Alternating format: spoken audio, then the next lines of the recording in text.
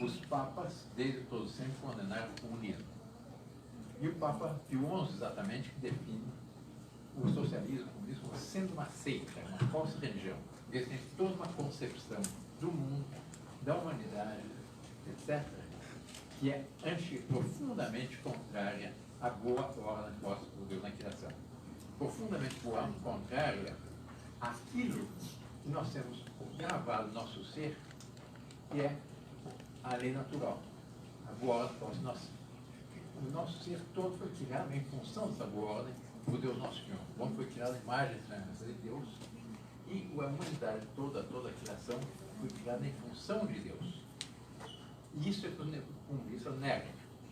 Mas Deus nosso Senhor, quando criou o mundo, ele estabeleceu uma ordem e começa a começar um mercado mais amplo, são as constelações celestes. São Tomás de Aquino, que é certamente o maior filósofo que houve na história, diz exatamente isso. Deus nosso Senhor estabeleceu essa infinitude de estrelas, só considerar Via Láctea. Só ele sabe quantas são as estrelas, os planetas, os satélites, etc. Mas há uma ordem nesses satélites. E essa ordem não é uma ordem qualquer, é uma ordem monárquica. Se nós formos ver nosso sistema planetário, o Sol é o astro-rei, em torno do qual gravitam os vários planetas, e por sua vez tem seus satélites. Tem a Lua, Júpiter, tem vários satélites. Nós hoje em dia temos vários satélites artificiais, mas que todos resultam de os físicos que estudaram as leis da física, que são leis que resultam dessa ordem. Ninguém inventou essas leis, foi Deus nosso Senhor que as estabeleceu na criação e que servem por telefone, para comunicações, uma série de outras, meteorologia, etc., até para a agricultura, a utilidade de satélites. Mas tudo isso resulta do que? De estudar, de admirar, de aprofundar-se no estudo dessa ordem. Isso vale até nas coisas menores. Qual é a estrutura interna de um átomo, que é o que é menor na criação? É uma micro-monarquia. E se os elétrons em torno do quais gravitam, o núcleo em torno do qual gravitam os elétrons. Os comunistas, eles estabeleceram uma ordem. Eles têm uma pretensão. Agora se ouve melhor? Eles têm a pretensão de eles estabelecer essa ordem. Eles querem um mundo sem Deus. E o mundo sem Deus o que é? É um mundo no qual o Estado fica Deus. E nós vimos isso, a experiência trágica do mundo ser Deus nos países soviéticos, nos países comunistas. E foi uma ditadura, a pior ditadura da história, que custou à humanidade mais de 100 milhões de vidas, está documentado. É documentado por repórteres franceses de esquerda, então não é coisa nossa. Mais de 100 milhões de vidas.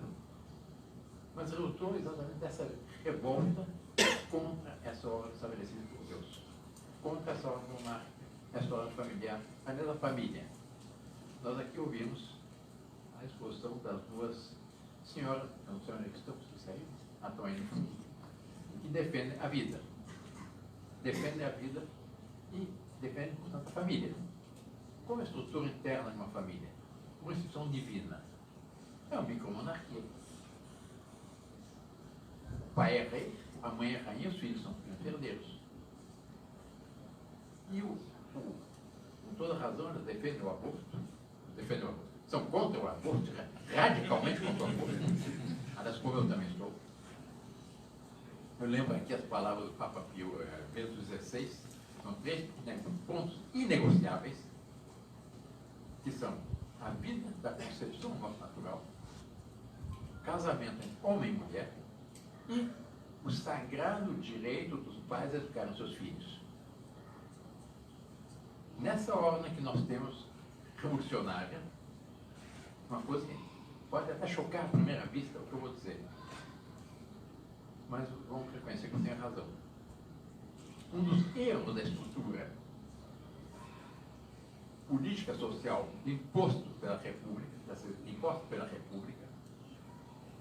exatamente que teve a pretensão, a República resultou no Brasil de uma seita positivista, que é uma seita sem Deus, eles acham que só o positivo que existe, só a matéria que existe. Mas um dos erros da organização republicana no Brasil foi exatamente a criação, do tempo Getúlio Vargas, do Ministério da Educação. Havia antigamente o Ministério da Instrução, não da Educação. Porque o Ministério da Educação usurpa os mais sagrados direitos de uma família, dos pais, que é da educação dos próprios filhos. E qual o resultado dessa usurpação? É o que nós vemos no Brasil. Os livros de história são todos materialistas e têm a pretensão de ensinar às crianças, desde a sua mais tenra infância, as maiores infâmias possíveis, como, por exemplo, a ideologia de gênero, em que eles procuram incutir na cabeça de uma criança que ela que vai escolher se vai ser menino ou menina. E assim por diante, até chegar às maiores aberrações de que as pessoas têm a pretensão de fazer uma operação achando que vão mudar o sexo. Isso não muda. Nada muda. A criança, Deus fez aquele ser, o seio materno, desde a primeira célula já está definido o que será. Homem ou mulher, isso nunca vai mudar. O DNA é sempre o mesmo. Os cromossomos são sempre os mesmos. Não muda. Então, os três pontos nós não podemos recusar nessa ordem são a vida, da concepção à morte natural, a casamento homem e mulher e o sagrado direito dos pais à educação dos seus filhos. É uma coisa que nós temos que defender. Defender por quê? Sobretudo porque resultam da boa causa do nosso Deus na criação. O que aconteceu no Brasil nesses últimos anos? O brasileiro é naturalmente conservador. É um povo de toda uma cultura ocidental e cristã. E toda a sua índole tende a aceitar exatamente essa ordem estabelecida por Deus. O direito natural, aquele direito, diz os filósofos, que resulta exatamente da boa obra do próximo Deus na criação. E por isso é imutável no tempo e no espaço. Essa ideia que a moral muda não existe. Porque a ordem estabelecida por Deus é eterna. Sempre será assim. Mas os brasileiros, em certo momento, deram conta que estavam sendo levados para onde não queriam. Como todo regime que contrariava profundamente a sua índole, as suas tradições, a sua tradição cristã, o fato da consciência que nós somos todos filhos de Deus. E saíram nas ruas, de norte a sul do país, bradando o quê? Nossa bandeira verde e amarela e jamais será vermelha. Mas bradavam outra coisa. Quero meu Brasil de volta. O que esse Brasil nós pedimos de volta? Não era o Brasil do presidente Geisel, nem o presidente Getúlio Vargas, nem de Juscelino Kubitschek, nem de Floriano Peixoto. Era aquele Brasil, a terra de Santa Cruz, aquele país abençoado, que teve como primeiro monumento de sua história uma Santa Cruz. Primeiro ato público de sua história, uma Santa Missa. Primeiro nome, Terra de Santa Cruz. Um país marcado, desde a criação do universo, com o Cruzeiro dos Fundos e o firmamento, marcado pela cruz do Nosso Senhor Jesus Cristo. É isso que os brasileiros pediam de volta. Quero meu Brasil de volta. Eu quero esse Brasil ordenado. Eu quero esse Brasil que corresponda aos desígnios de Deus para a nossa pátria, que corresponda à nossa vocação histórica. Assim como cada um de nós tem uma vocação, as famílias também têm suas vocações, e as nações também têm suas vocações. A palavra vocação vem de onde? Vem do latim vocare, chamado. Vocare é chamar. E as pessoas, todas as pessoas aqui presentes, todos nós, sem exceção, temos uma vocação. Isto é, nós temos um plano de Deus a respeito de cada um de nós, a ser realizado.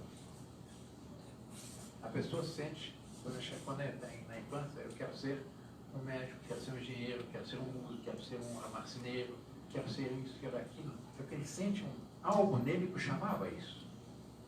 A sua índole, o seu modo de ser, suas tradições familiares o chamam a isso. Por isso, a expressão que nós conhecemos, peixe, peixinho, é? Nós temos uma vocação.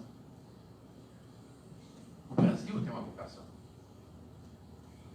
E Deus, nós temos uma sua infinita sabedoria, nos deu um patrimônio, deixou um legado simplesmente fabuloso.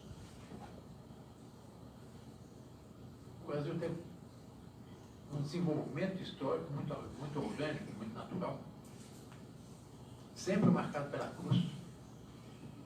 A Carta Pedro Vaz Caminha, que é o primeiro, pode dizer que é a certidão de nascimento do Brasil, é um documento que deveria ser estudado por todos os brasileiros, deveria ser de estudo histórico nas nossas escolas.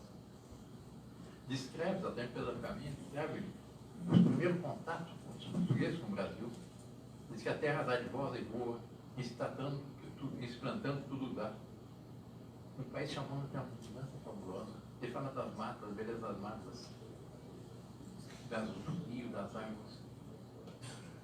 E ele termina uma frase muito bonita. É que até o rei de Portugal, Dom Manuel Venturoso, diz: mas, senhor, o que melhor que se pode fazer nesta terra, aquilo que Vossa Majestade tanto deseja, com o acrescentamento da nossa Santa Fé. Quer dizer, fazer do Brasil um país marcado pela cruz, consciente da sua vocação, da vocação que Deus nosso Senhor lhe deu. E o que explica a harmonia que houve na nossa história é isso. A grandeza do Brasil é isso. Que o Brasil foi se desenvolvendo com fruto dos portugueses que aqui vieram. E é muito bonito.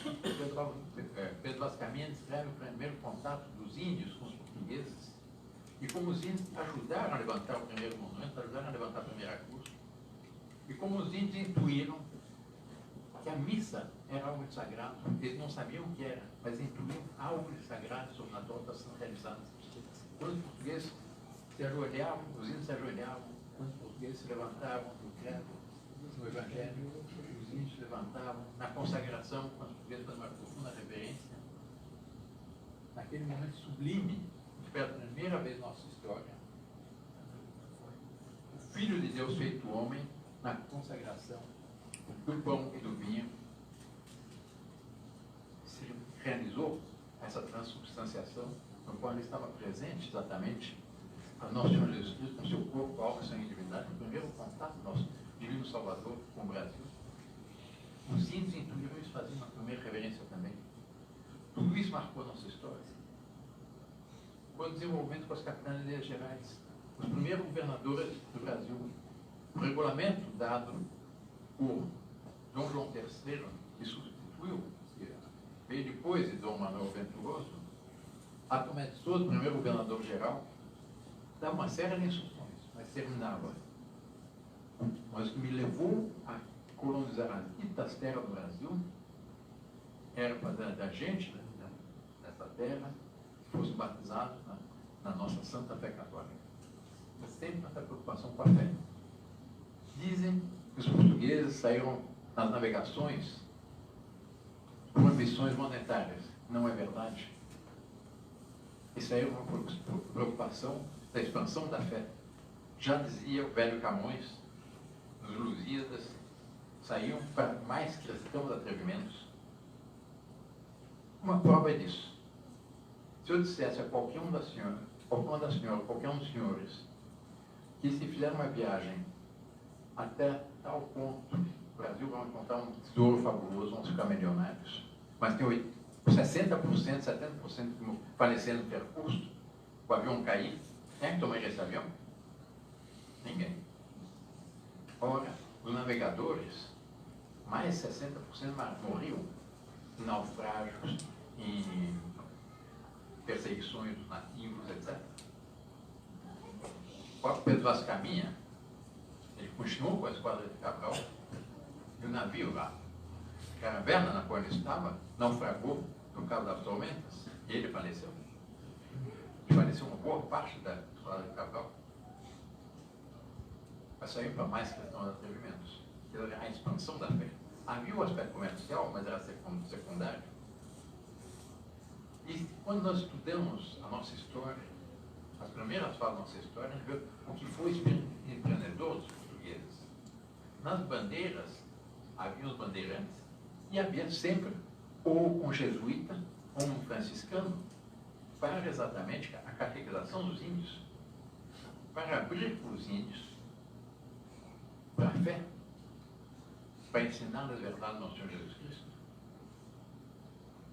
Muito diferente do que fazem hoje em dia com os nossos pobres índios, na FUNAI, no IBAMA, no CIMI, etc.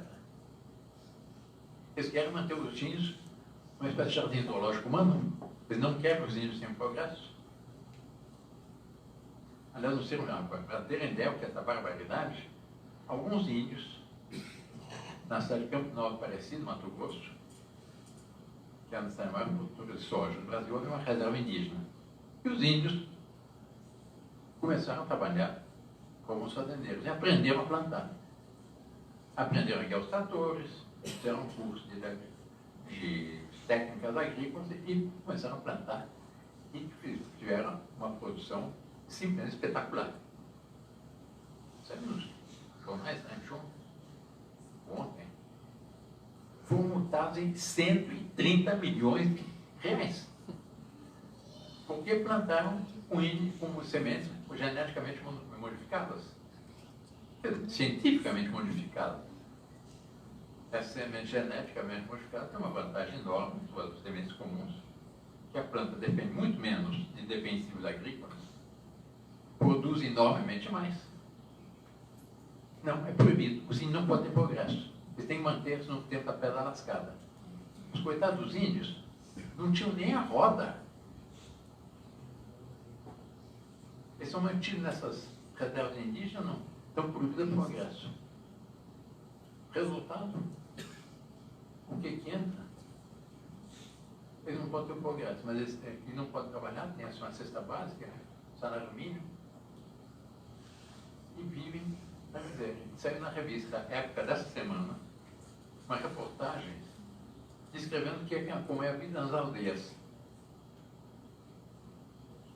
Os índiozinhos, eles não vão aprender a caçar, não vão aprender a plantar, nem subir uma árvore. Na revista da época, ficam brincando com essas bugigangas eletrônicas. Celulares, brinquedinhos eletrônicos, etc. É um resultado. Quem conhece as reservas indígenas, depois do Brasil afora, o senhor Brambila, que está aqui, fez várias viagens comigo, Paraná hoje em dia é um jardim. Tem um rapaz aqui que está, onde é que sai? Vem de Campo Mourão. Está lá. Mora em Santa Catarina e hoje veio aqui para um encontro aqui em São José dos Campos. Aquela região de Campo Mourão, aquela região toda é um jardim. Algum tempo antes era florestas, uma mata virgens. Mas hoje está tudo cultivado. E o Paraná é o segundo maior produtor de agrícola do país. O Paraná sozinho produz 20% da produção agrícola do país. Mas ali, naquela região, de repente, tem uma área indígena. Queimado, aquelas ocas construídas pela FUNAI, os índios sentados em roca na beira da estrada, não fazem absolutamente nada, vindo uma miséria espantosa, com todas as espécies de doenças, brigas, assassinatos entre si. As crianças falam, não, estão genocídio, as crianças estão morrendo, ó, índice de falecimento de criança. Mortalidade. Mortalidade infantil. A mortalidade infantil é altíssima. Mas por quê? Porque elas não são sensibilizadas, não vêm ensinando na fé, e por tradição a Índia e o índio, o pai e a mãe, primeiro se alimentam assim, depois o que sobra dão para a criança. Então morrendo de fome. Isso está provado cientificamente. Tem não sei quantos relatórios do BRAPA, de antropólogos, etc., mostrando essa realidade. Mas nós não podemos negar ao índio a fé. Nós podemos obrigá-lo a manter-se no tempo da pedra lascada ou da pedra polida? Não. Eles são filhos de Deus como nós. A solução para o problema índio, qual é? Primeiro, catequizá-los. Depois da civilização, a cultura e assimilá-los. O grande legado que nós recebemos, nossos ancestrais no Brasil, qual foi? Foi a miscigenação. Olhando aqui para esse auditório, eu vejo que muitos aqui presentes têm sangue índio. Há um estudo da Universidade de Minas Gerais que mostra que 70% dos brasileiros têm sangue índio nas veias. 70%. Eu estive na cidade ontem, na cidade de Santana do Parnaíba. É um lado de São Paulo. É a segunda cidade do estado de São Paulo, terceira cidade de São Paulo. São Vicente, São Paulo, e em 1880, Santana do Parnaíba. Foi fundada por uma neta do Tibiriçá, casada com bandeirantes. Quando ficou viúva, ela foi naquela região e fundou uma cidade. Ela teve 17 filhos. E fundou aquela cidade que hoje em dia é um patrimônio histórico extraordinário. Então, o que foi? Foi batizada, foi instruída, se abriu pelas portas da civilização. O que nós temos que querer, exatamente, é que eles passem a ser batizados. Não só criaturas de Deus, mas filhos de Deus. Essa é a solução para o índio. E não manter o tempo da pedra lascada ou pedra polida numa tábua por impedir qualquer progresso. O resultado vive na tábua, com cesta básica e um saláriozinho, e o ócio é o pai de todos os vícios. As brigas entre eles, os assassinatos, as barbaridades continuam. Essa é a realidade. Não tem realidade, uma visão idílica do problema índio. Basta estudar um pouco a nossa história. Mas nós queremos bem a todos. Bom, o Brasil, como eu estava dizendo, saiu às ruas tratando que é o meu Brasil de volta. Nós queremos tratar esse Brasil grandioso, esse Brasil empreendedor, esse Brasil que nós somos o 7º país de tamanho do mundo, em área. Mas outro aspecto interessante, viu? O que é a obra dos nossos ancestrais portugueses. O Brasil, quando foi descoberto, passou a ser uma faixa de terra que é de Marajó, ao norte, até Laguna, ao sul, em Santa Catarina. Em consequência, tratado de todas as ilhas. Quando houve a união das duas coroas, em 1580, o Brasil caiu sob a dominação espanhola. E o Brasil voltou a ser independente. Portugal voltou a ser independente em 1640, 60 anos depois. E houve acordo com a Espanha, das fronteiras, o acordo de Madrid, baseado no princípio, aquele que está naquela terra, o Brasil já 3 vezes maior, praticamente as fronteiras atuais. E a partir dessa data, o Brasil passou a ser o Estado do Brasil. E o príncipe herdeiro da coroa de Portugal tinha o título Príncipe do Brasil. Era a joia da coroa portuguesa, era o Brasil. E assim se foi desenvolvendo, passou a ser os vice-reis. Depois, em 1808, para cá veio Dom João VI. Dizem os historiadores malévolos, foi uma fuga. Não foi uma retirada estratégica. Por quê? Havia um tirano na Europa, chamado Napoleão Bonaparte, um homem que eu odeio, que na ponta das suas baionetas, nas baionetas dos seus soldados, patas do seu coturno dos seus soldados, queria impor os princípios da Revolução Francesa em toda a Europa, dominar Portugal, a Espanha, etc. E com falsas religiões. E o rei de Portugal, pequeno de Portugal, vendo que não poderia resistir, ele para cá veio, deixou as tropas do general Napoleão, general de Napoleão Junot, quando chegou as colinas circundam Lisboa, deixou essas tropas literalmente a dever navios. Daí vem a expressão que nós usamos quando faltamos um compromisso, nós deixamos alguém enviar navios. É que as tropas napoleônicas, as tropas general Junot ficaram a ver navios. E ele aqui chegando deu-se conta de que um estudo feito por um grande brasileiro, José Bonifácio Andrade Silva, sobre o futuro do mundo luso, era o que deveria ser feito. Que era estabelecer a capital do mundo luso no Rio de Janeiro, como capital. E que englobasse Portugal, Algarve, Brasil, Angola, Moçambique, a China, o Timor-Leste, todo aquele mundo luso conquistado pelos portugueses. E isso explica o fato dele ter ficado aqui no Brasil, não apenas enquanto Napoleão estava no poder, mas com alguns anos depois da derrota de Napoleão. E diz Euclides da Cunha, no seu livro da República, da Independência da República, que é republicano, que não gostava da monarquia, mas ele disse: nós temos que reconhecer que nunca na história do Brasil se sentiu ação benéfica com tanta intensidade quanto pelo Dom João VI. Lançou todos os fundamentos da nossa nacionalidade. E ao partir, voltando para Portugal, forçado, ele queria ficar no Brasil, ele gostava mais do Brasil do que de Portugal, forçado para a Revolução Liberal no Porto, deixou seu filho, o príncipe herdeiro, como regente. Ainda lhe deu um último conselho: meu filho considera que o futuro não está na velha e cansada Europa, mas sim no Brasil. Mais cedo ou mais tarde, o Brasil será independente. Quando tu está cobrindo a tua cabeça, antes que o aventureiro faça.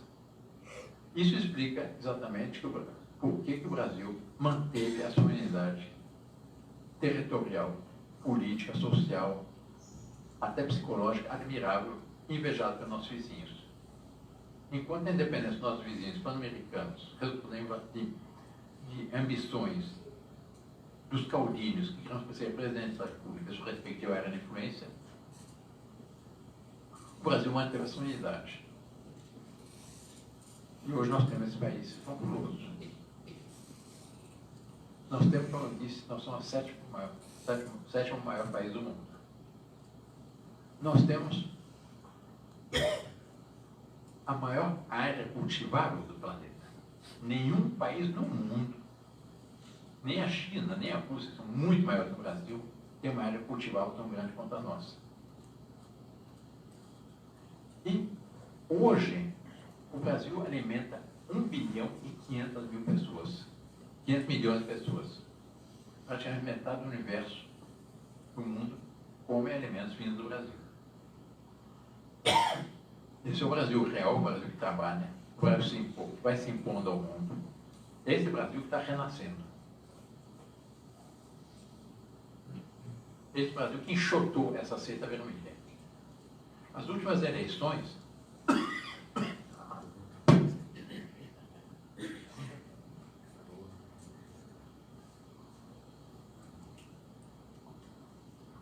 não foram uma eleição entre este e aquele, mas foi uma escolha, uma opção entre duas concepções de Brasil.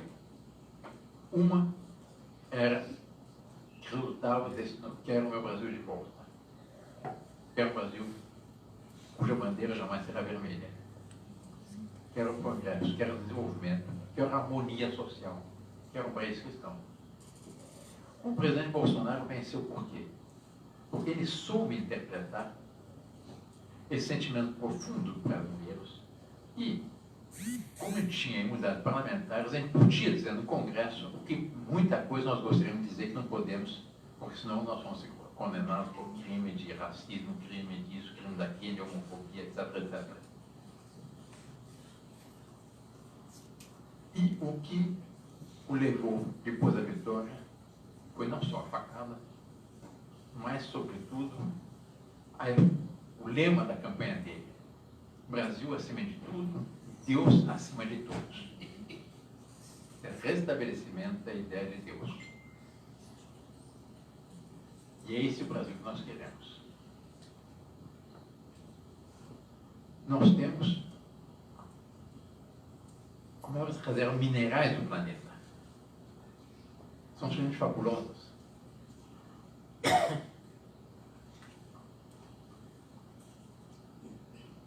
Nós temos água à vontade. Nós temos um clima extraordinário. Nenhum país no mundo tem um clima tão bom quanto o nosso. É muito quente. A razão do nosso progresso é exatamente o fato de nós termos agrícola, é ter um clima quente e úmido. E não é tão quente. Nós estamos queixando todo verão, eu vejo as pessoas, nunca teve verão tão quente.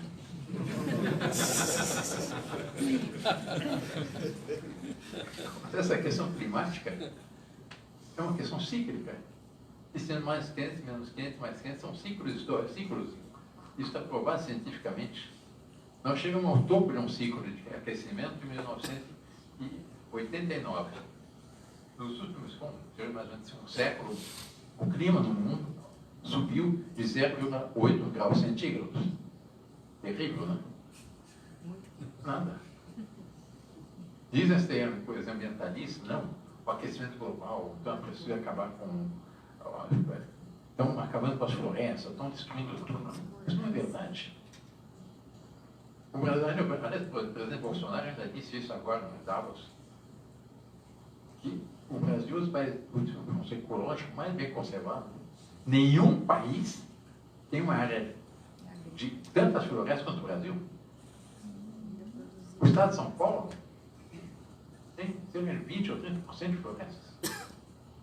O Brasil, no seu total, segundo o estudo da Embrapa, tem 68% do seu território coberto pelas matas originárias, pela vegetação originária.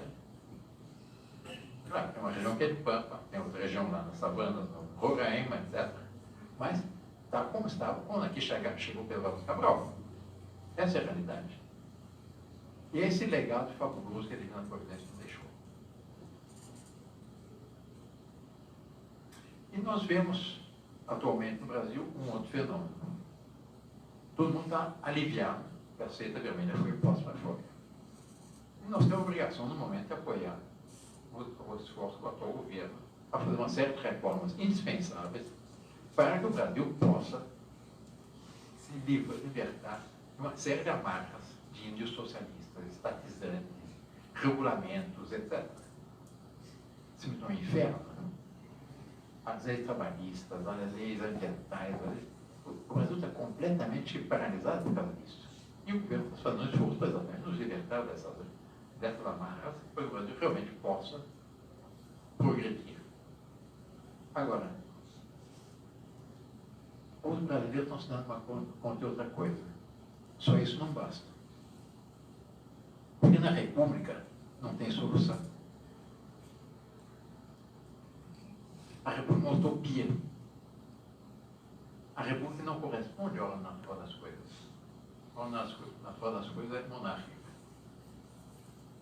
A República é um regime que divide. Agora nós temos, como 59% de brasileiros votaram por esse partido, por esse governo, por esse partido, que veio ao encontro dessas aspirações do povo brasileiro, que são verdadeiras. Mas nós já vemos os partidos disputando quem vai ser o próximo presidente da República. E o partido da seita, jurando vingança, perseguindo, difamando, todas as formas possíveis que eles querem o fracasso do atual governo.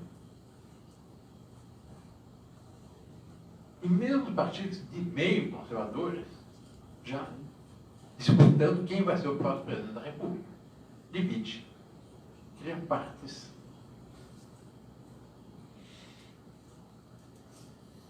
Ora, o que é uma nação? Uma nação, antes de mais nada, uma grande família com destino comum a realizar. O modelo de uma nação não é uma empresa, é uma família, é uma grande família com destino comum a realizar. Isso é que a monarquia garante. Cria na nação um estado psicológico de um povo sendo uma grande família. Basta ver, hoje em dia, ainda, o Reino Unido, a Inglaterra, a rainha, 60 e poucos anos reinado, é venerada, é queridíssima. E garante, inclusive, apostar em uma verdadeira monarquia, uma verdadeira democracia. Na Inglaterra existe o governo de Sua Majestade e a leal oposição de Sua Majestade. Não é uma oposição destrutiva, nosso amigo Malcolm Forrest conhece bem. Não é uma oposição destrutiva, é a leal oposição de Sua Majestade. A monarquia é o único regime que garante aquilo que existe uma família: a unidade, a estabilidade e a continuidade. E não essas contínuas disputas pelo poder. E são disputas destrutivas. Os psicólogos norte-americanos são muito práticos. E tudo eles vão testar. E vão analisar. E fizeram os psicólogos, os psiquiatras, fizeram estudos a respeito de quais são as consequências para a psicologia das sucessivas eleições presidenciais. Fizeram exatamente as mesmas consequências que tem numa família, quando os filhos de uma família vêm, o pai e a mãe, brigaram, fizeram todas as verdades, se bofetearam, se arrancaram os cabelos. Eles perdem o respeito reverencial que todo bom filho gostaria de ter para seu pai. Assim também a República, dizem eles. É uma disputa de foice. Um quer destruir o outro. Nas eleições, um difama o outro de todas as formas possíveis. Já ninguém confia inteiramente em ninguém. Começa a mostrar os podres, os rabos de palha, todas as misérias de um e de outro. Uma vez vencida a eleição, alguns são eufóricos, outros estão querendo realmente servir o país, como nós vemos, graças a Deus, hoje em dia, mas outros estão jurando vingança. E tudo passa a girar em torno da futura eleição. Não há essa unidade na nação, não há estabilidade, não há garantia da continuidade. E ninguém sabe o que pode fazer no futuro. Os investidores não vêm para cá porque não sabem qual é a garantia que eles têm para dentro de 5, 10, 15 anos. E os brasileiros estão se dando conta que a solução qual é?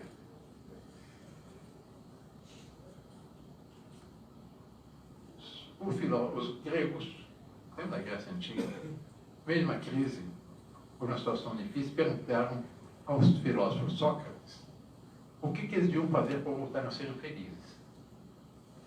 Sócrates lhes deu uma resposta óbvia, simples, um ovo de Colombo. Sócrates: façam aquilo que faziam quando eram felizes. E nós vemos, nesses encontros monárquicos, estão surgindo de uma forma extremamente espontânea. Aqui em São José, o Tiago, um rapaz jovem, resolveu montar um encontro. Quantos são? Praticamente 100 pessoas, Tiago. A inscrição era 150. Quantos? Era 150 a inscrição, mas deve ter de 90 a 110. Nossa, você quer ver 100 pessoas. Assim, nós temos um encontro monárquico programado no Brasil inteiro. No mês de maio tem o encontro monárquico do Ceará. Depois, antes disso, tem um encontro monárquico no Rio Grande do Sul. Estão organizando um encontro monárquico no Sergipe. Nós vamos ter um encontro monárquico em junho no Rio de Janeiro. Nós vamos ter um encontro de jovens católicos e monarquistas agora em São Paulo no Carnaval. E assim, no encontro, nunca houve um nascer monárquico tão extraordinário quanto hoje. As pessoas não, agora, porque o Bolsonaro está, então a monarquia não é mais necessária. Não? Nós precisamos. Nunca o movimento monárquico foi tão vivo quanto hoje. Glória a Deus. Amém. Graças a Deus. Isso que é. Há uma graça de Deus, Nosso Senhor. Como houve nessa reação que houve no Brasil antes do fim do regime do PT.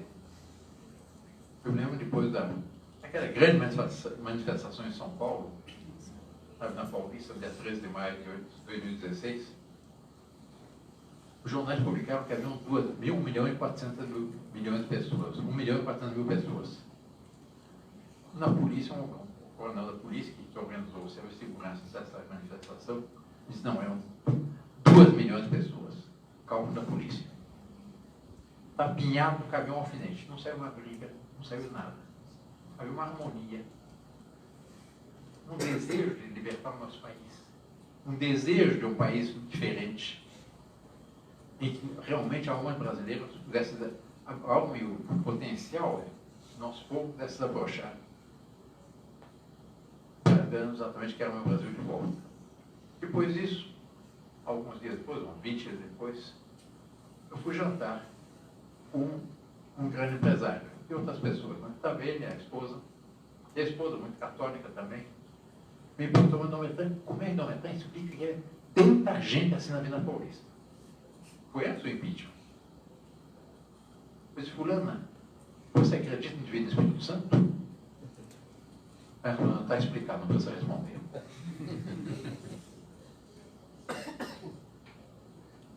Nós temos uma aliança com Deus Nosso Senhor.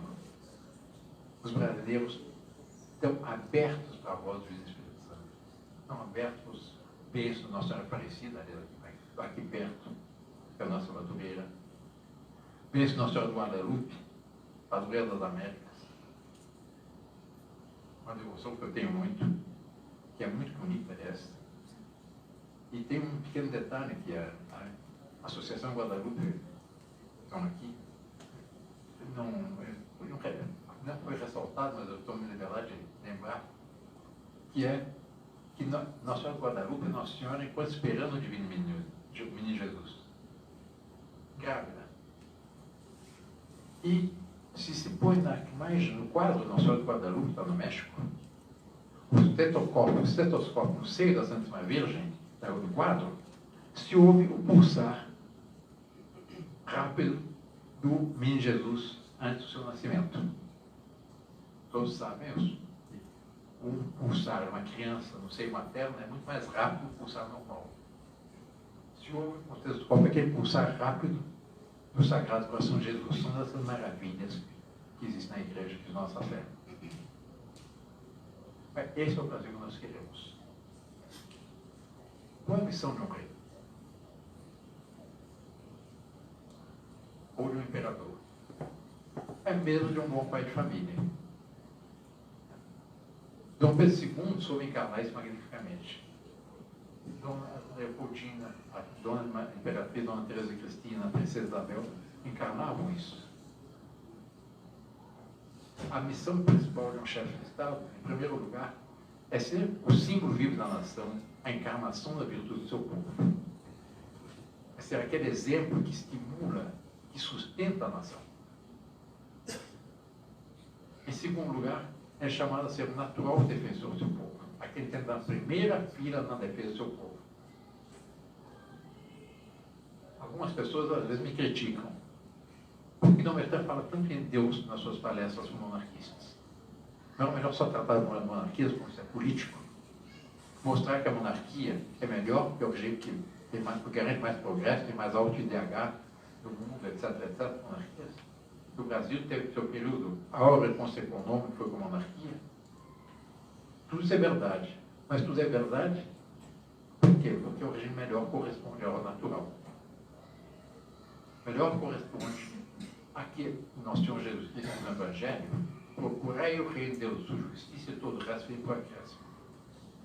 Imagine uma nação, esse pensamento não é meu, é de Santo Agostinho, uma cidade, uma região, uma nação, que cumpra o quê? Os 10 mandamentos da lei de Deus. E que eles haveriam? Roubos, assassinatos, imoralidades, falta de respeito aos pais? Não. Será que nós rezamos todo dia quando rezamos no Padre Nosso? Quando dizemos, venha a nós o vosso reino, seja feita a vossa vontade, assim na terra como no céu. E é o que nós queremos para a nossa pátria. Nós queremos exatamente a restauração dessa boa obra. E a missão, a primeira missão de um pai ou de uma mãe, qual é? Exatamente servir de exemplo para os seus filhos. Porque que um bom pai, uma boa mãe faz com relação aos seus filhos? 3 coisas simples, mas essenciais. Estimula as qualidades, inibe as suas más tendências e afetuosamente corrige os seus erros. Assim também deve agir um bom chefe de Estado. Estimula o seu povo, protege nas suas debilidades, defende nas guerras ou no ataques ou contra os crimes e afetuosamente corrige. Assim agia Dom Pedro II. Há muitos exemplos do Dom Pedro II como exatamente essa preocupação. Ele, quando ia em uma cidade, uma visita, a primeira coisa que fazia era ir à igreja, prestar culto àquele ao qual ele teria que prestar contas. Depois ia à escola, para ver como estava o estudo, o andamento das escolas. E ele felicitava ou admoestava os professores. E dava exemplos para os meninos também. Ele ia todo ano, ele participava das bancas examinadoras do Colégio Dom Pedro II, do Rio de Janeiro, para dar exemplo aos pais e aos mestres da importância do estudo.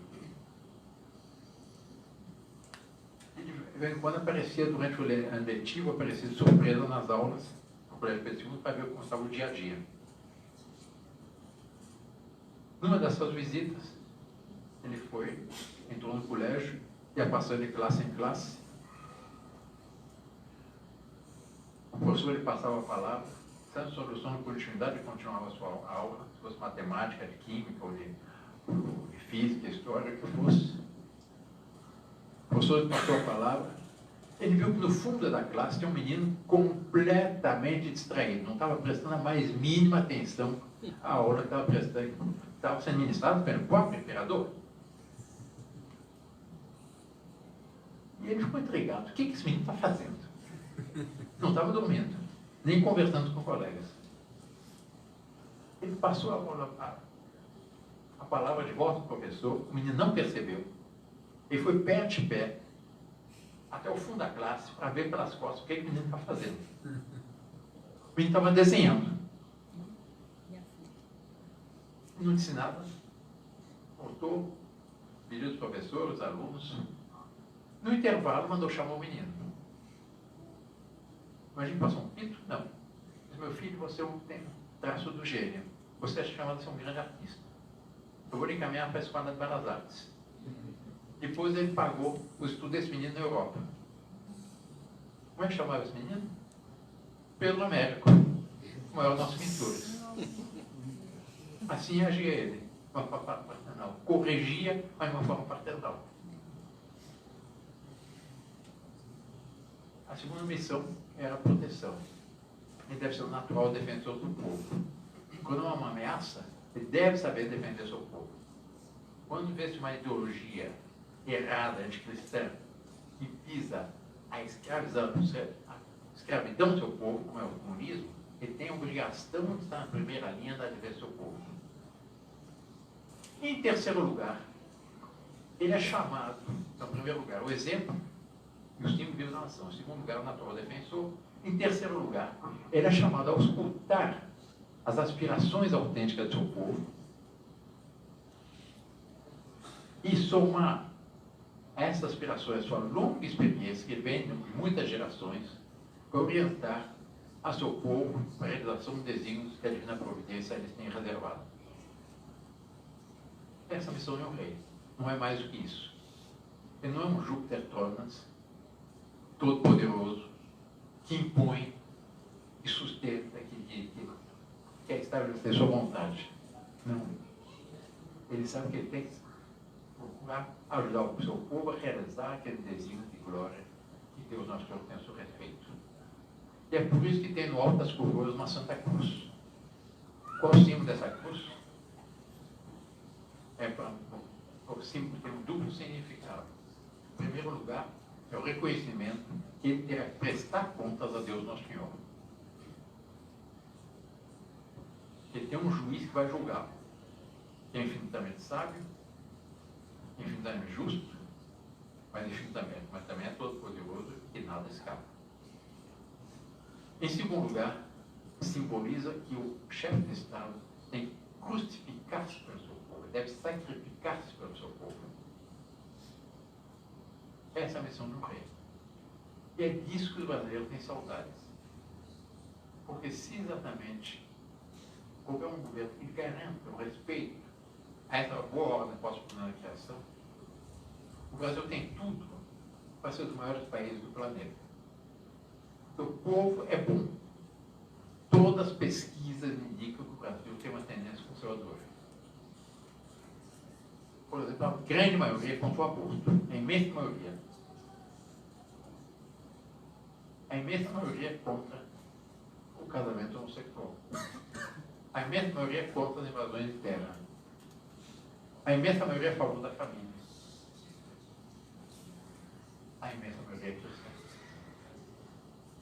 Pensando, portanto, a Deus nós nos abençoe nesses esforços, não é para voltarmos atrás na nossa história, porque uma restauração da monarquia não seria uma volta atrás, mas seria retomar um caminho de glória que nos foi traçado pela Igreja Providência, quando nós fomos desviados em 15 de novembro de 1889. Desviados por uma seita anticristã que perseguiu a Igreja, que quis retirar os crucifixos das escolas, dos tribunais, etc. E caçou os nomes da maioria das cidades do Brasil, que tinham nome de santos aqui no Brasil. Aqui não mantiveram, graças a Deus, São José dos Campos. Mas outras cidades, todas para Paraíba, nosso amigo Malcolm deve saber de cor os nomes, que tem Catapava, Taubaté, todos os nomes de santos. Todos foram caçados. O Rio de Janeiro, a São Sebastião do Rio de Janeiro, foram caçados. O Rio Grande do Sul é a província de São Pedro do Rio Grande do Sul. Caçaram São Pedro. Eles foram desviando o Brasil. O que nós queremos é retomar uma rota, retomar as vias de glória. E o Brasil tem tudo para dar certo. Sobretudo, tem as aspirações do seu povo. Tem esse povo que há pouco saiu às ruas, bradando, e a bandeira verde e amarela jamais será vermelha. E quero meu Brasil de volta. Isto é, quero retomar as vias de glória que nos estão destinadas pela Divina Providência. E é isso que nós queremos. É para isso que nos reunimos, é para isso que nós aspiramos. E eu peço a Deus, portanto, peço na Nossa Senhora Aparecida, na padroeira, aqui perto, que nos abençoe nas nossos esforços, na certeza que muito antes do que pareceria à primeira vista, o Brasil vai retomar essas vias. Em parte, nós começamos a retomar, porque nos afastamos da seita vermelha. Mas é preciso completar essa volta. É por isso que nós nos reunimos aqui. Portanto, que Deus nosso Senhor nos abençoe, nos ajude, nos proteja e faça com que o Brasil volte a ser, aquele país maravilhoso com o qual todos nós sonhamos.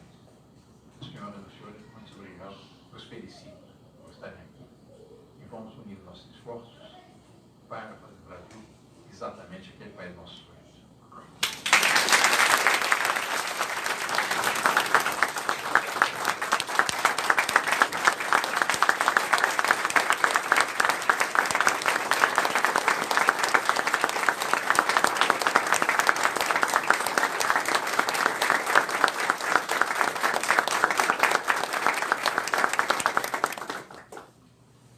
Obrigado, Dom Bertrand, Dom Guianzi Bragança, obrigado à nossa mesa, a todos vocês. Eu acho que nós temos alguns minutinhos para algumas perguntas, não é? Alguns comentários. Podem se sentar, por favor. Eu inicio pela própria mesa, não sei se alguns dos senhores querem fazer algum comentário rápido e dar oportunidade também para a nossa plateia. Deseja? Sim.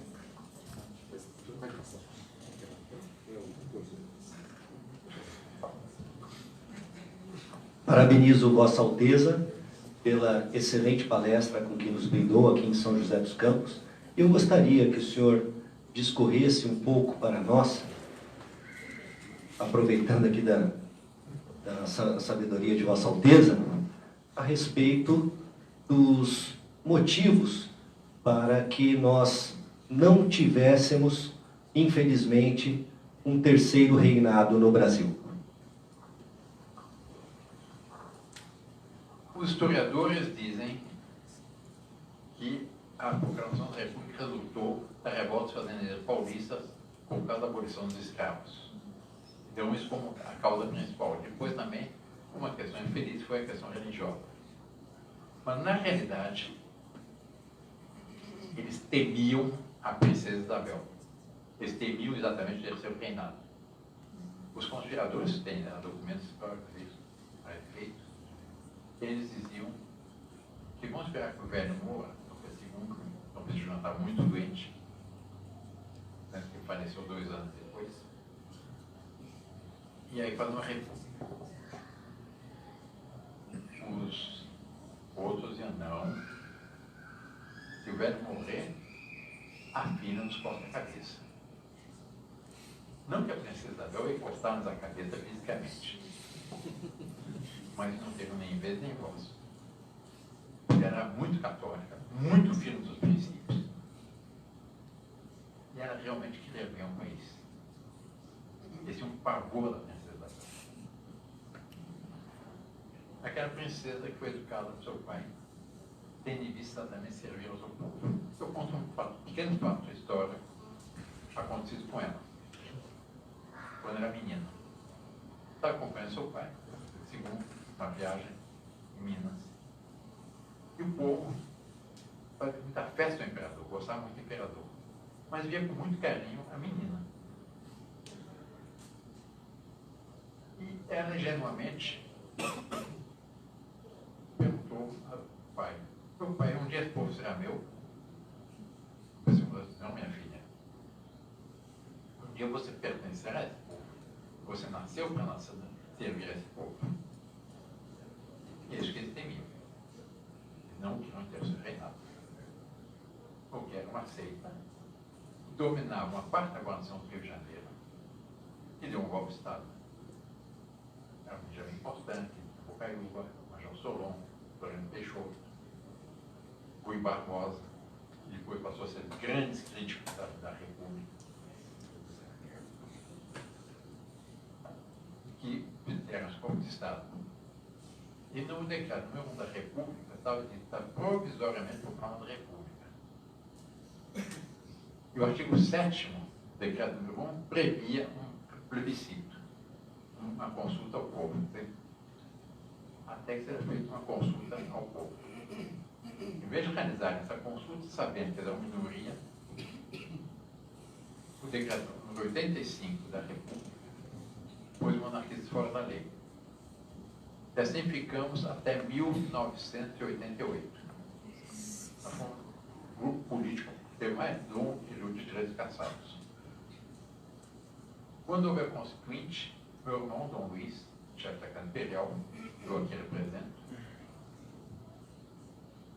escreveu uma carta a todos os constituintes mostrando o absurdo que no momento de abertura política, e que dava liberdade para todos, comunistas, socialistas, tudo que quisesse. Menos mantinha no projeto de Constituição a chamada cláusula pétrea, que mantinha o monarquia fora da lei. Quando esse artigo foi votado na Constituinte, todos os partidos votaram pela derrogação desse artigo, menos 2.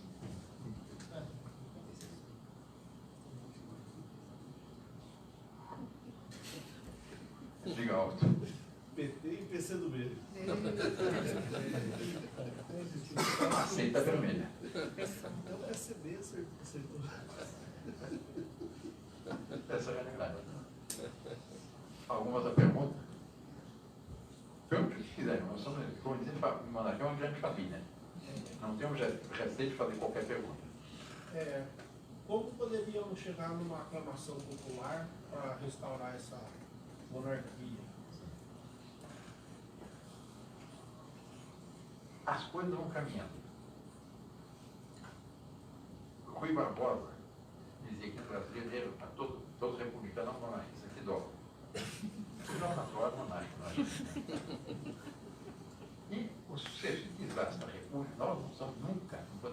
vezes, quanto pior, melhor. Mas a República, por assim dizer, está se encarregando, com seus desastres, seus golpes, seus caos, suas bagunças, etc., despertar esse monarquista. E nós vemos esse sentimento voltando com uma intensidade que era inesperada, até pelos mais otimistas. Nunca houve um despertar monarca como está vendo ultimamente. Quando será? Só Deus sabe. Mas será muito antes que a maioria poderia aparecer à primeira vista.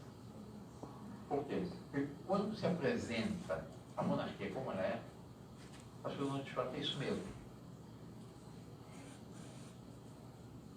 No plebiscito em 1993, nós não vencemos porque não tínhamos quadro, não tínhamos dinheiro, não tínhamos propaganda, tinha toda a máquina do governo contra, toda a grande imprensa contra. E, apesar disso, em todos os debates em que os monarquistas enfrentavam os republicanos em pé de igualdade, fazia-se um plebiscito simulado e vencia a monarquia. Todos sem exceção. Eu gostaria de pedir desculpa para o senhor que eu votei no presidencialismo. Aí, pois é, eu sempre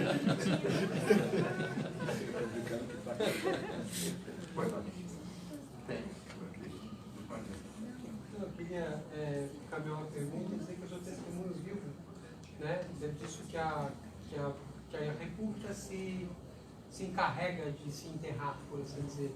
Eu sempre fui favorável à monarquia em tese, mas eu tinha uma ideia de que o Brasil já tinha caminhado com república e que não seria bom voltar.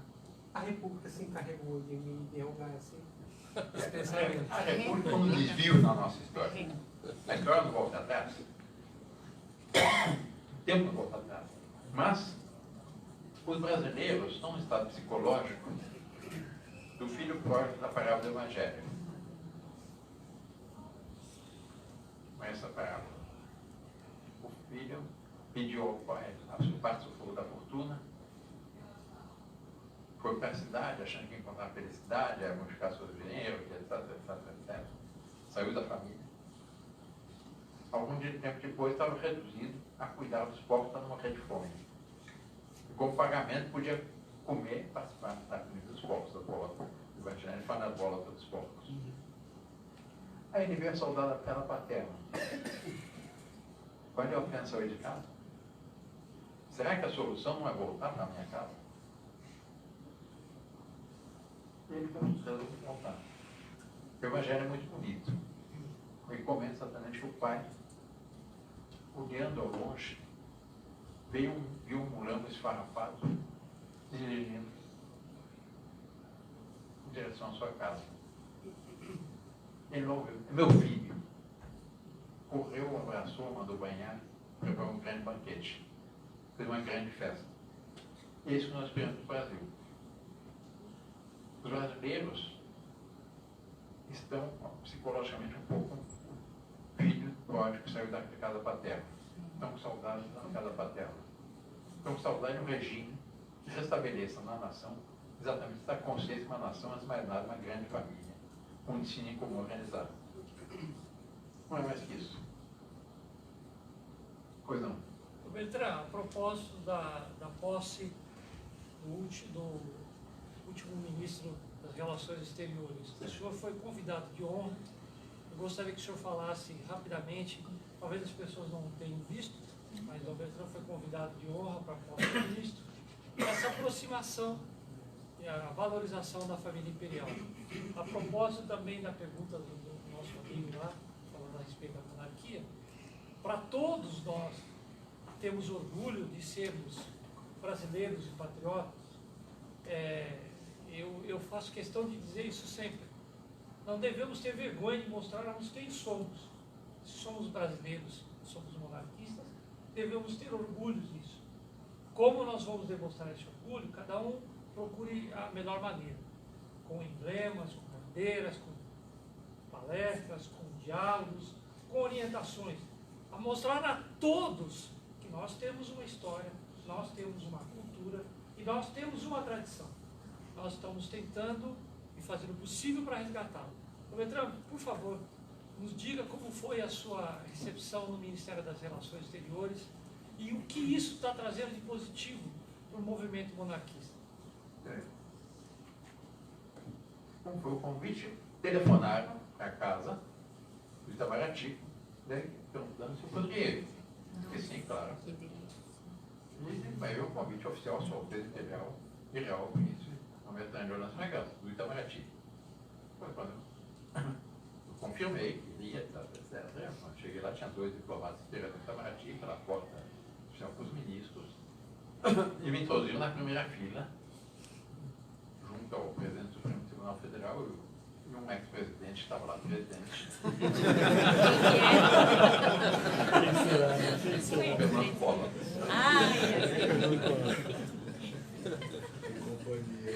E nas saudações do ministro saudou, enfim, como o protocolo da República não podia fazer diferente, saudou o presidente do Tribunal Federal e o ex-presidente, logo em seguida, uma grande honra, saudações do Imperial Real Dom Bertrand Jonas Fragança.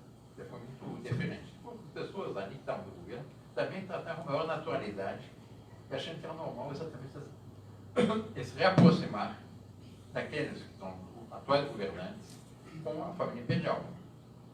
Mostra o quê? Mostra que algo até aí está nascendo. Eu não diria que o ministro nunca disse se é monarquista ou não. Ele é muito contrário a toda essa tendência de ser ambientalistas, globalistas, etc., que estão querendo, estão se sentindo, estão sendo afastados. Bastante bom. Para todo o nosso passado histórico, e foi muito bonito o discurso dele. Só que a imprensa, evidentemente, saiu com as piores críticas contra o discurso dele. Porque queriam que apresentasse quais são os métodos concretos, objetivos, etc. Não é esse o papel de um ministro. Nem nas grandes linhas. Um detalhe com os seus auxiliares. Como eles agora criticaram o presidente Bolsonaro, ele fez um discurso de 5 minutos e não deu nenhum dado concreto, ele queria dar número. Não. Ele fez muito bem, mostrou qual é o rumo que ele quer dar ao Brasil atual. Mas era interessante que deu uma abertura da parte das atuais autoridades para a família imperial. Não havia um afastamento como havia dentro da seita vermelha. Está mudando. É o Brasil profundo que está voltando à superfície. Pois não.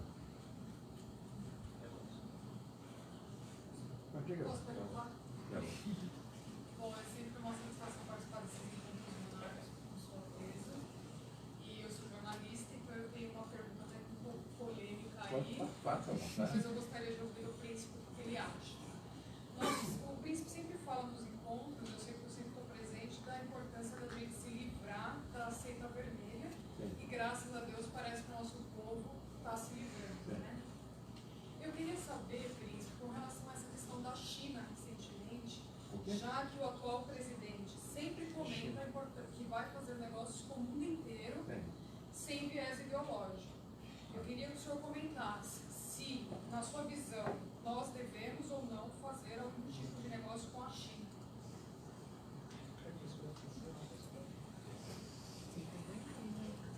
Eu não vou dizer que deve fazer nenhum negócio, mas o que tem que mudar era a tendência a ser o nosso grande parceiro comercial ser a China.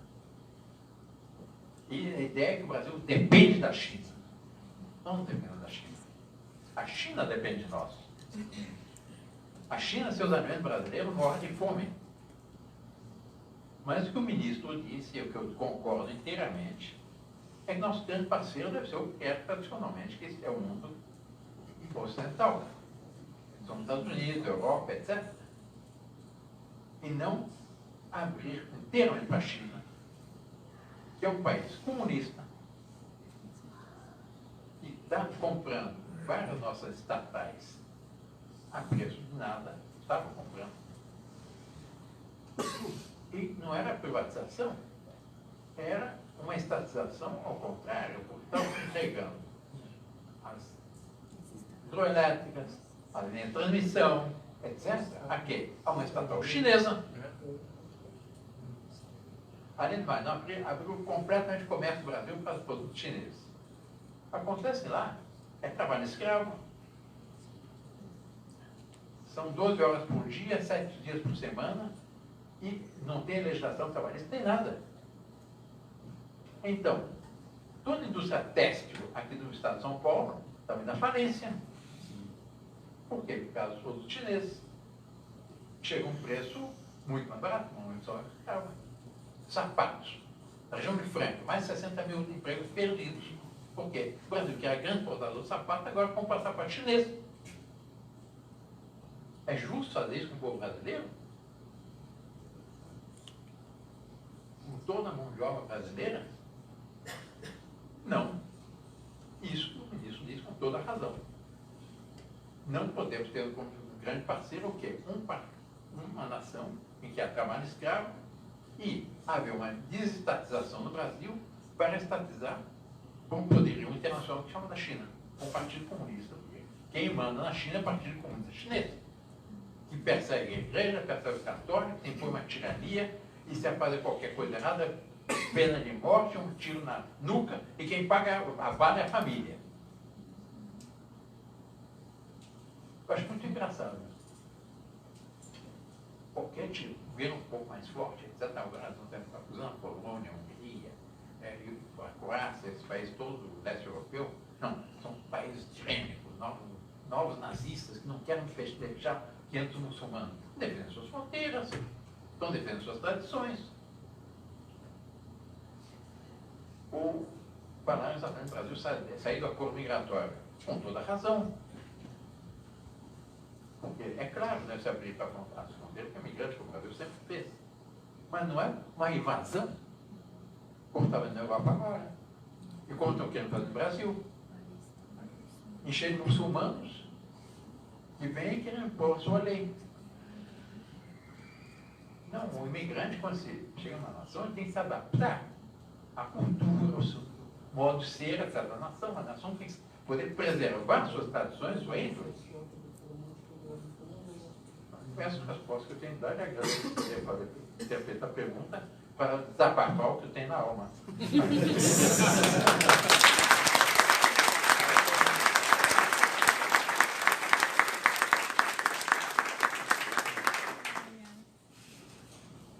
Boa tarde, uma satisfação também. Meu nome é Matheus Lemos, tenho 23 anos e faço Relações Internacionais, pegando o gancho com os meus últimos 2 colegas que acabaram de fazer uma pergunta. Vossa Alteza, eu queria saber a opinião do senhor, como reagiria o mercado e a comunidade internacional com a restauração da monarquia no Brasil? Obrigado. A restauração da monarquia no Brasil. Como reagiria a comunidade internacional e o mercado? Certamente bem, porque veria uma restauração da monarquia uma garantia de estabilidade e de continuidade. Algum tempo atrás, eu encontrei, por acaso, em Roma, um líder do concorrente política norte-americana, do Partido Republicano. Eles, como sabem, o Partido Republicano são os conservadores. E ele, eu já tinha estado com ele outras vezes, então, eu fui providencial encontrar, porque eu estou indo para Viena, e vai haver uma reunião internacional de todas as lideranças dos vários países. Lideranças mais intelectuais, políticas, etc. E eu acho importantíssimo que o Beltrán fale nesse encontro. Também, meu programa também, depois de viagem, vai estar em Viena. E ele, já que os principais pensadores, líderes do tempo, que é do governo naquele tempo, o ideólogo do governo americano, que é o presidente Reagan, isso. E ele fez a apresentação, foi antes, logo, foi em 1991, 90 ou 91, quando havia o plebiscito, algum tempo depois. O que ele disse? Ele disse, olha, nós, norte-americanos, estamos muito interessados no equilíbrio geopolítico do mundo. E nós consideramos que a condição para manter o equilíbrio geopolítico nas 3 Américas é uma restauração da monarquia no Brasil. Porque enquanto houver uma restauração da monarquia no Brasil, nós não temos segurança, não tem estabilidade, não tem garantia futura. Eles veem o principal político americano e com bons olhos para a restauração da monarquia no Brasil. A mesma coisa fazer isso na Europa e em outros lugares. Não haveria nenhum problema. Haveriam, sim, alguns republicanos, alguns socialistas, comunistas, que punham a boca no mundo. Como então, aqui a imprensa não perde uma ocasião de criticar o governo. O Estado de São Paulo, jornal, aquelas nossas informações, nos primeiros 8 dias do governo Bolsonaro, todo dia ataques ao governo Bolsonaro. Todo dia. Até agora, todo dia ataque ao governo Bolsonaro. A qualquer pretexto. Foi da voz, deu um discurso muito bem feito, 5 minutos, mas muito objetivo. Defendeu a família, defendeu as garantias institucionais, etc, etc. O seguinte, os Estados São Paulo, notícia, mais notícia, não. O governo não deu meta, foi um fracasso, um fiasco. Eu me garanto que não é o que o mundo pensa.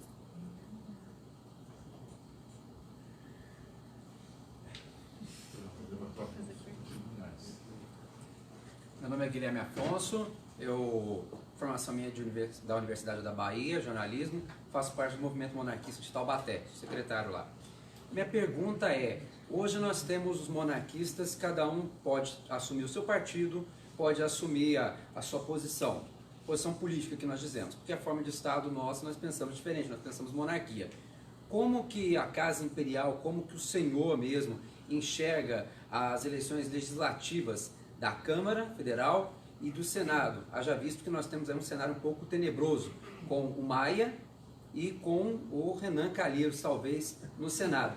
E aproveitar e fazer mais um ganchinho, qual que seria a visão política que Dom Luiz Felipe teria acerca disso, se já existe algum posicionamento político para nós, monarquistas, também podemos nos apoiar e poder estudar essa questão. Obrigado, Alteza.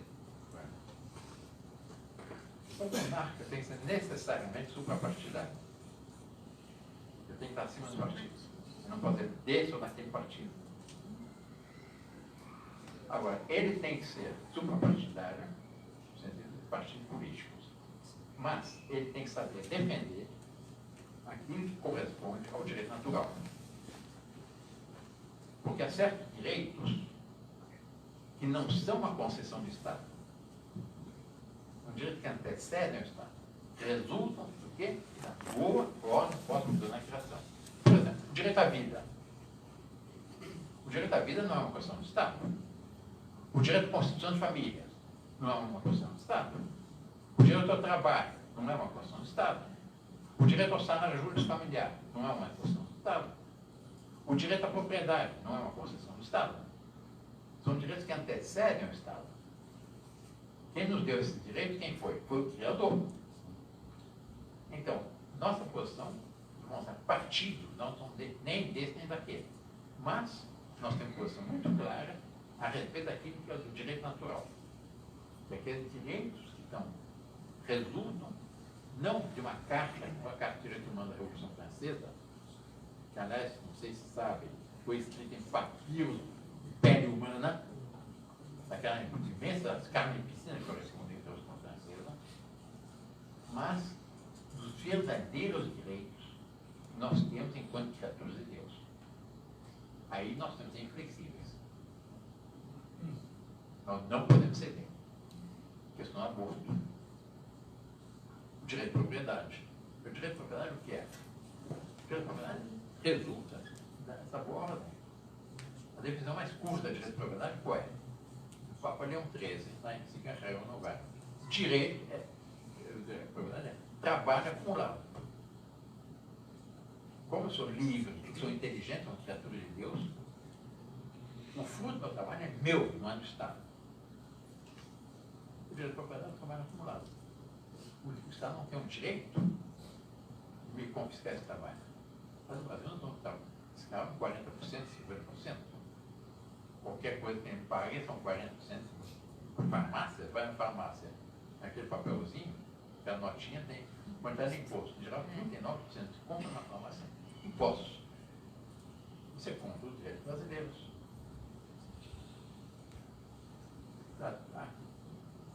Nós podemos resumir esses direitos contando social, 3 pontos que eu já disse. A vida, da concepção, a morte natural. Casamento não só mãe e mulher. E o sagrado direito dos pais de educar seus filhos. Conceito econômico, 3 pontos. Livre iniciativa, propriedade privada e o princípio de subsidiariedade, o princípio segundo o qual o Estado só deve fazer o que o conjunto da nação não puder fazer por si.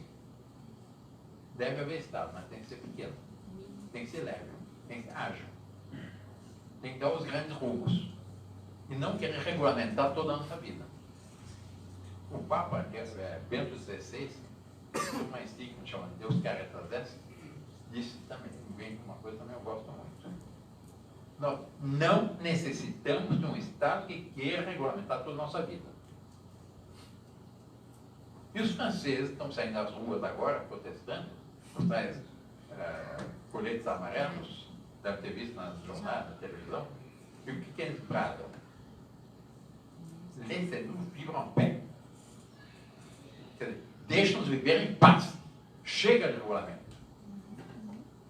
Isso é uma coisa pitoresca, às vezes, tem vontade também. Picharam, ou destruíram, ou queimaram 90% dos radares nas estradas.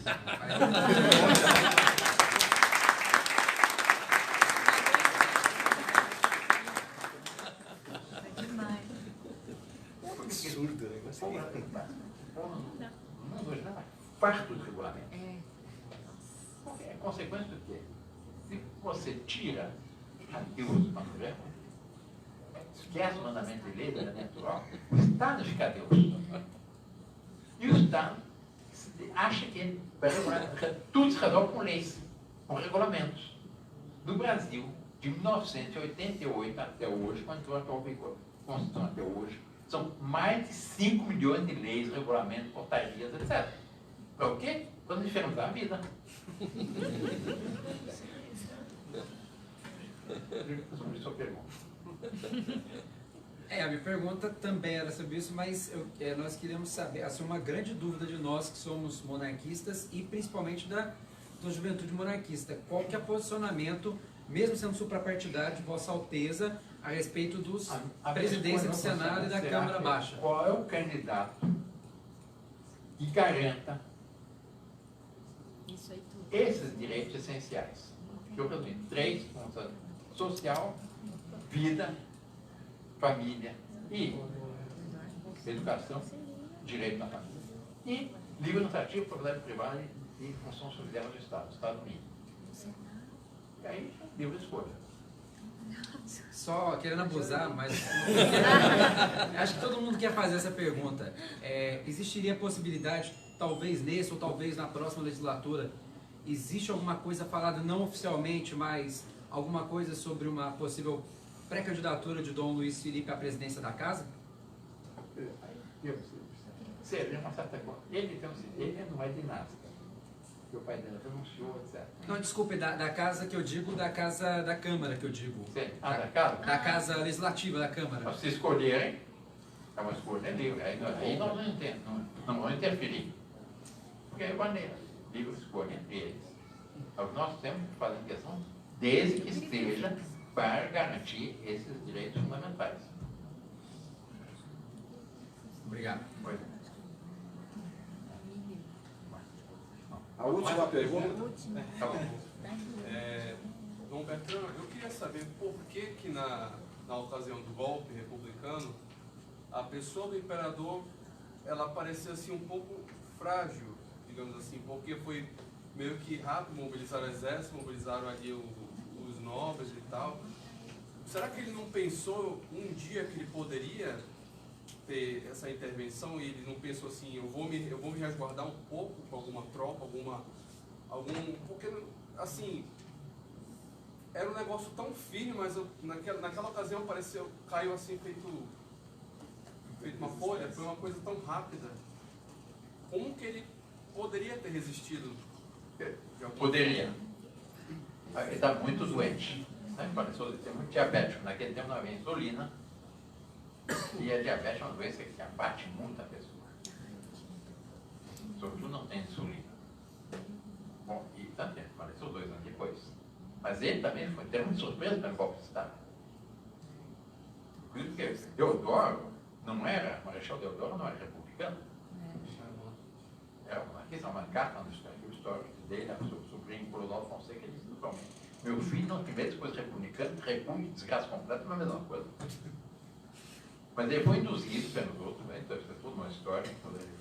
Não, já, o tempo vai passando, não vou contar, não deve ter que prolongar. Mas foi induzido por outros conspiradores e tinham a guarnição do Rio, segundo manuais de história militar, tinha 30% da guarnição do Rio, e tinha oficialidade, que tinha dominado esse pessoal que estava ligando à conspiração. E com a ilusão de que você tem um regime democrático, seria igual às outras nações, o Brasil está fora do curso da história da monarquia, etc. Todo o povo escolhe ali, antes o chefe de Estado, está lá, proclamar a república. Deu no que deu. Mas ele, o Conde e a Princesa Isabel diziam ao imperador: não vamos ao Rio, vamos para Minas, e aí se restaura a monarquia. Mas ele um pouco pensou bondade, ele disse: não quero que derrame sangue por minha causa, vamos acertar. A fraqueza dele é um pouco o estado psicológico dele. Mas eu considero que ele teria feito muito bem em resistir. Porque correu muito sangue com a proclamação da República. E o Brasil sofreu muito com essa proclamação da República. Por isso o Brasil está farto da República. Obrigado.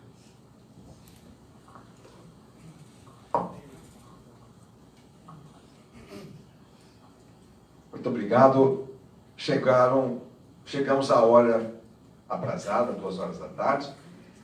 Agradecemos a Dom Bertrand de Orleans e Bragança, da Príncipe Imperial e Real do Brasil, pelas magníficas palavras, pelo carinho e o amor ao Brasil e a todos nós.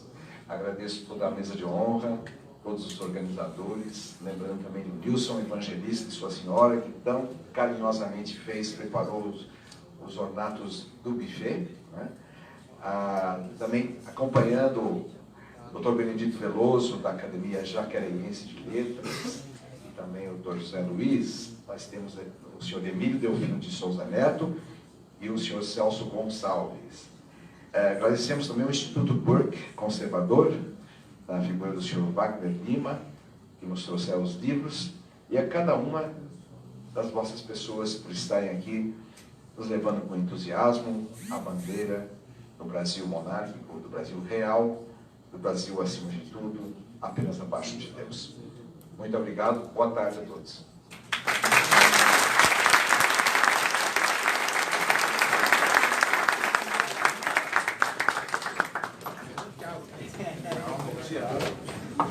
Sem dúvida, agradecendo, como o Dr. Bertrand nos lembra, ao Tiago, nosso jovem Tiago Araújo, Daniel Andrade, o senhor Oswaldo Louco também, todos que ajudaram. É difícil começar a enumerar, a nomear, porque a gente acaba esquecendo de algum amigo.